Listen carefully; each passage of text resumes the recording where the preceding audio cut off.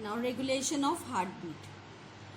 Regulation of heartbeat is controlled by nervous coordination and chemical coordination. Nervous coordination means that nervous system helpful to regulate the heartbeat. Nervous coordination.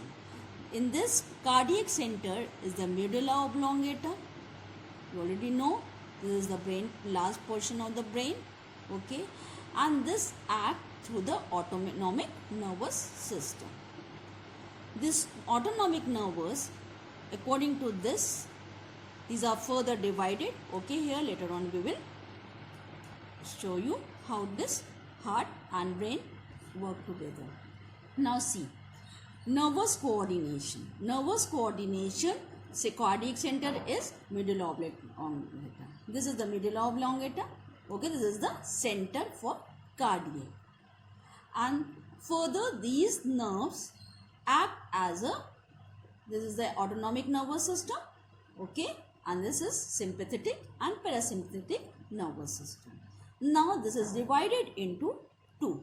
Nervous coordination divided into two: cardiac acceleratory center and cardiac inhibitory center.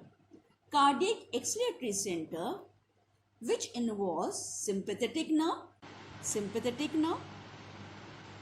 which stimulate SAN node. You know SAN node, okay, and this help in increase the heart rate. And cardiac inhibitory center increase the heart rate means accelerate, okay, by stimulating the SAN. Cardiac inhibitory center, inhibit means to retard the SAN so that decrease the heartbeat. And parasympathetic nerves are used. In this case, sympathetic nerves are used. In inhibitory center, pair of parasympathetic nerves are used. SAN node impulse, this stimulate the SAN node and this retard the SAN node. Okay, increase heart rate, decrease heart rate. Remember, these are the keywords you have to write in your answer. Now all this information is, and these centers are influenced by, these two centers are influenced by information received from the various receptor present in the walls of this three: aortic arch, carotid and vena cava. See, these are the areas. Okay.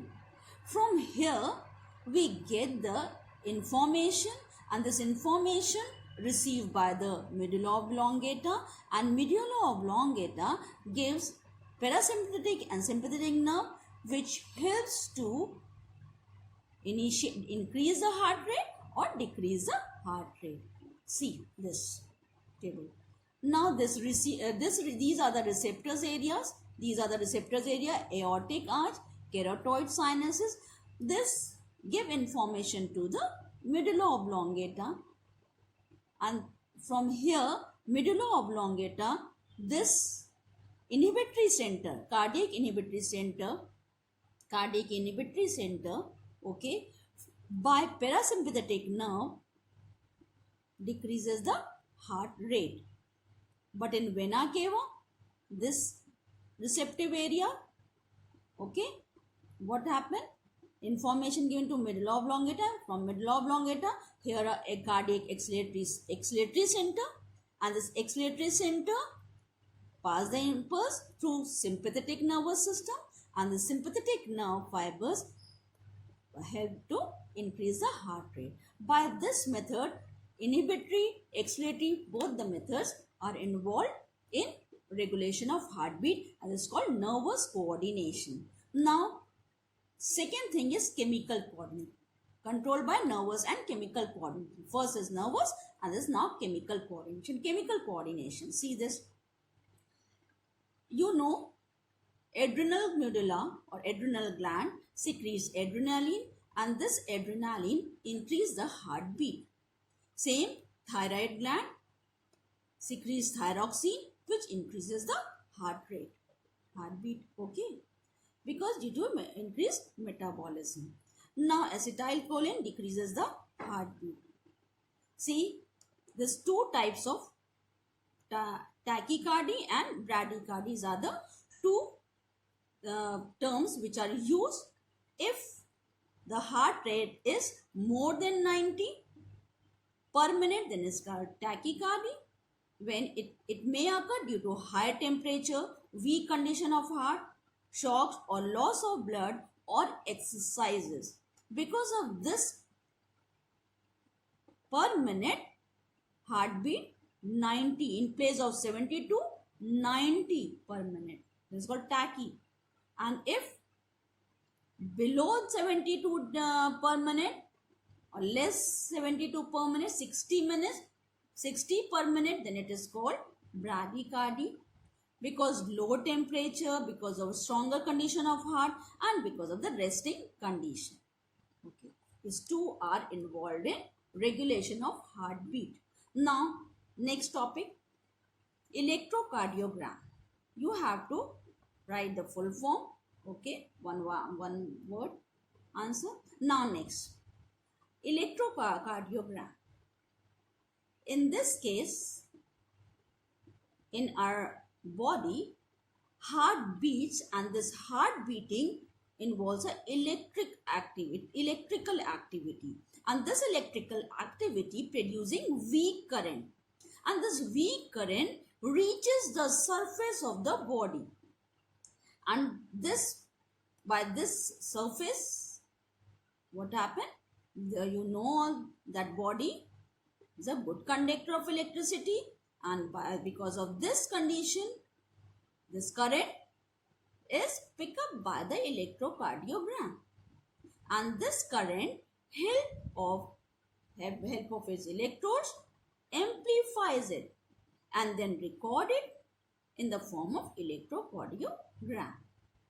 Okay, because of the heartbeat, electrical activity take place, weak current, and weak current reaches to the surface of the body. Body is a good conductor, and electrocardiogram pick up this all the information of currents by the help of electrode and amplifies it and then record it in electrocardiogram. And this technique is discovered by Einthoven. Now the ECG of a healthy person shown by 5 waves. These 5 waves are P, Q, R, S, T. Okay, wave-like structure is formed in ECG. Now first P wave. See this P wave. P wave is a positive wave. Okay, graph, you know the graph, positive and negative portion. Now P, positive wave due to depolarization of auricle atria. Okay, or you know SAN node, when SAN node initiate, what happened, after depolarization take place and action potential take place, and because of this atrial systole take place or the contraction started. By this contraction, P wave forms. Now see QRS. Next, QRS, this form a peak-like structure. Later on I will show you. QRS is a complex structure, and this form a peak-like structure. This QRS complex indicate depolarization of ventricle. See, this is atria and this ventricle. Both are depolarized, but this is the arterial portion, this is ventricle portion. And depolarization of ventricle and initiation of ventricular systole. Okay, initiation, starting portion of the ventricular relaxation, contraction. Okay, now this Q is negative wave, means below the graph, below this line, x-axis, and R positive, and then again S negative. Now T wave, it is a positive wave showing repolarization. See, both are depolarizing condition. This is repolarization of ventricle, auricle, ventricle, ventricle. Okay, and terminating at the end of systole. Terminate at the end of contraction phase of ventricle.